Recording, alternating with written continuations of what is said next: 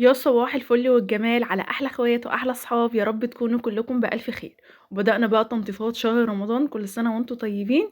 ينعاد عليا وعليكم بالخير والامن والبركات، اللهم امين. دخلنا بقى كده على المطبخ، ابدا كده اشيل الاكياس اللي في الدرج كده، علشان طبعا نبدا بقى نعمل تنظيفه. يعني مش هقول لكم تنظيفه عميقه ولا تنظيفه مش قد كده، لا تنظيفه وسط كده.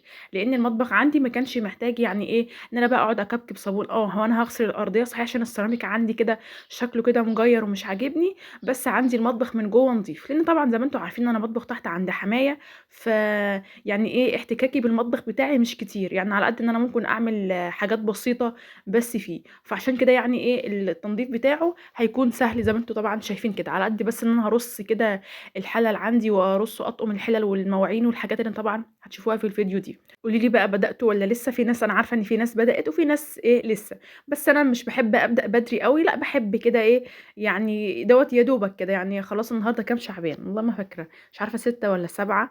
أيًا كان، يعني يا دوبك كده نبدأ نتسلى كده في الشهر شعبان كده، بحيث لمّا يخش على رمضان نكون خلصنا تنضيفات الشقة كلها، ولو عندنا أي حاجة بقى نعملها. أنا عارفة أصلًا إن في ناس هي ضد فكرة التنضيف قبل رمضان، مش عايزة أقول لكم ضد، بس ضد التنضيف. لأ، بتحسّها يعني ما إحنا كل يوم بننضّف كل يوم، ما إحنا كل يوم بنروّق كل يوم. لأ، بس تنضيفة رمضان بتبقى مختلفة، أنتِ مش بتجيبي بقى تنضّفي عمق الحاجة أوي، يعني أنتِ ممكن كل يوم تنضّفي ال بيتِك وتروّقيه، بس بيبقى ترويقة من على الوِش. وأنا عارفة إن في ناس طبعًا بتبقى عاملة تنضيفات شهرية وتنضيفات أسبوعية، وده طبعًا بيختلف من سِت لسِت ومن بيت لبيت. بس اللي أنا أقصده إن أنتِ نَفْسِك بتحسّي ببهجة، بتتبسطي إن أنتِ داخل عليكِ رمضان كده وأنتِ الشقة بتاعتِك متنضّفة ومتنوّرة، حتى لو اتكركبت تاني، بس أنتِ منضّفاها صح، يعني مش منضّفاها من على الوِش.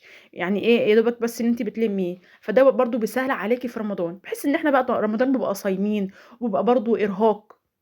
مع إن أنا في الصيام أنا باحب الصيام جدًا، أنا في الصيام بابقى خفيفة، وممكن أعمل شغل قد الفطار مرتين، سبحان الله. يعني هو بيبقى بس أوقات، يعني في أيام مش باقدر وبابقى مرهقة وتعبانة ومش قادرة، وفي أيام بابقى سبحان الله بيبقى عندي الpower في الصيام دوّة power عالي أوي، وتلاقيني أنضّف وأروّق و فالحمد لله، ربنا يا رب يدينا الصحة ونعمل. بس أنا أقصد كلامي إن في ناس كده وفي ناس كده، في ستات بيوت بتحب كده، وفي ستات بتقول لي لأ أنا باحب كده يبقى التنضيف في رمضان وأعمل. فطبعًا هو كل واحد على حسب ستايله، وعلى حسب تفكيره، وعلى حسب شخصيته، ده طبعًا بيفرق من بيت لبيت، وزي ما قُلت لكم من ست لست ومن دماغ لدماغ. تمام؟ فأنا بقى بالنسبة لي لأ، أنا باحب أبدأ أنا حتى قبل ما أخُش مجال السوشيال ميديا وأبدأ أصوّر وكده، أنا كنت كده برضه. قبل رمضان كنت برضه بابدأ كده في شهر شعبان أو في نُص شعبان كده، أبدأ كده أتسلّى بقى في تنضيف البيت. فدلوقتي بقى أنا عشان بقى عندي بيت تحت، بيت حماية تحت وشقتي فوق. أنا طبعًا الحمد لله زي ما أنتم عارفين، زي ما أنا قايله لكم، إن أنا شقتي من الاحتكاك بتاعها بالذات بالمطبخ مش أوي، أمّا بقية الشقة عادي عايشة فيها وباقعد فيها وباعمل فيها، بس زي ما قُلت لكم تحت، أغلبية القعود والطبيخ والأكل والشرب بقى كلّه تحت، فزي ما قُلت لكم قليل يعني وكده. ف برضه هابدأ أنضف، أخلّص عندي الشقة عندي فوق، وهابدأ برضه أنزل في بيت حماية تحت، أبدأ كده أروّق المطبخ. هو عندي المطبخ بتاع بيت حماية هو اللي عاوز طبعًا ترويقة برضه، ترويقة من نار وتنضيفة عميقة يعني. وعايزة طبعًا أغيّر برضه الsticker بتاع المطبخ، لإن طبعًا عندي خالد وريتال بسم الله ما شاء الله. لأ أنا مش هاظلم ريتال قد ما هاظلم خالد، لإن خالد فعلًا هو ظالم نَفْسه. عايزة أقول لكم قشّر لي الsticker اللي أنا كنت حاطاه في المطبخ بتاع حماية. ده حماتي الله يرحمها. فعايزة أجيب sticker إن شاء الله جديد، وأبدأ أحطه أركبه تاني، ألزقه تاني على المطبخ.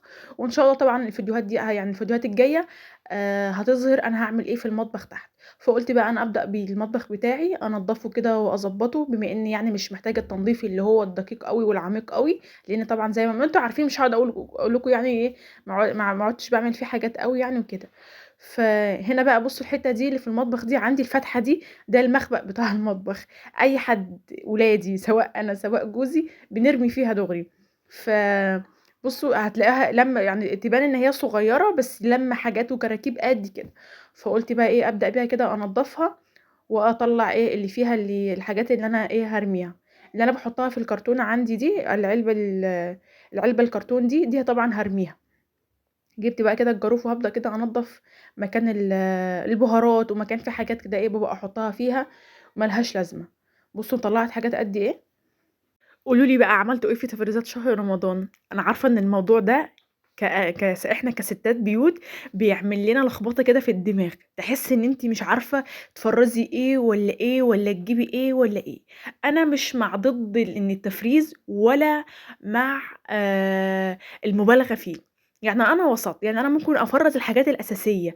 أنا عارفة إن التفريز مش عيب، وإن التفريز بيسهّل كتير في رمضان، وإن رمضان بيبقى تحسّي كده إن هو شهر مش عارفة تطبخي فيه إيه ومش عارفة تصلّي لأ، الصلاة أساسية، ولا عارفة تعملي يعني تكتّري من العبادات وكده. فأنا عارفة إن في ناس بتعملها بنيّة إن هي باعمل عشان إيه، بحيث إن تبقى الطبخة ما تاخدش معايا غير دقايق أو تاخد معايا حاجات بسيطة من الوقت، بحيث إن أنا أخلّي اليوم دوّة على قد العبادة، عشان ده طبعًا شهر العبادة مش شهر الأكل وكده.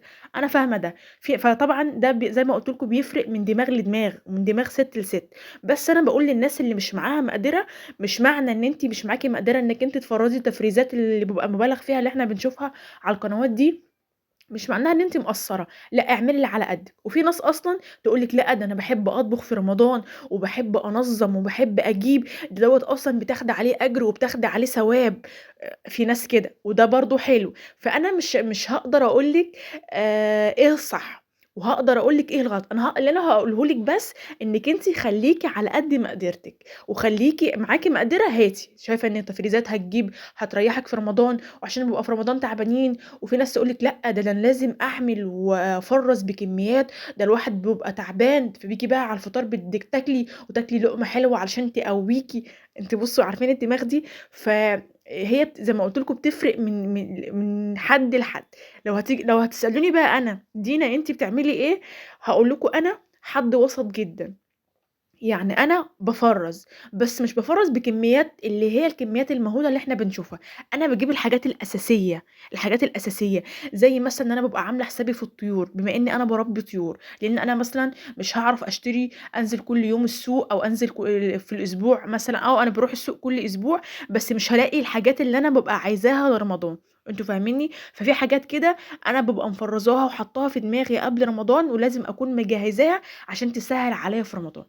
فزي ما قُلت لكم هو الموضوع بيفرق من دماغ لدماغ. فكل واحد يعمل اللي يريّحه، وكل واحد يعمل على قد مقدرته وعلى قد دخلِك. ما تبُصّيش لحد، وما تقوليش في اللي أنا جابت وأختي عملت وأختي سوِّت. وأنا أصلًا متكلمة معاكم في الموضوع ده الفيديو اللي فات، لإن كان حد كتب لي تعليق، وكان يعني كان الموضوع عامل عنده إحباط، وعامل عنده قِلّة ثقة بالنفس. فده كانت حد كانت كاتبة لي تعليق يعني، وأنا رديت عليها في الفيديو اللي فات. فيا رب أفتكر وأسيب لكم التعليق، أسيب لكم أقصد لينك الفيديو لو حابين تتفرجوا عليه، بس أفتكر.